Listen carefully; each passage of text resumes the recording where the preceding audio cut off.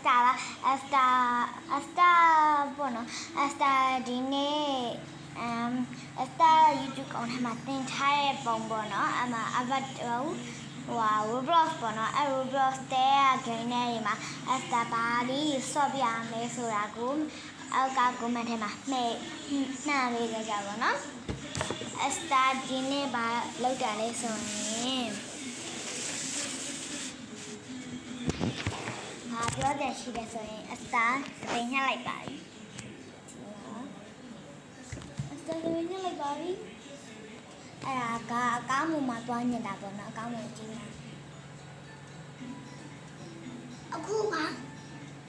တွားညက်တာပါဒီမှာသင်ညှက်လိုက်ပါပြီ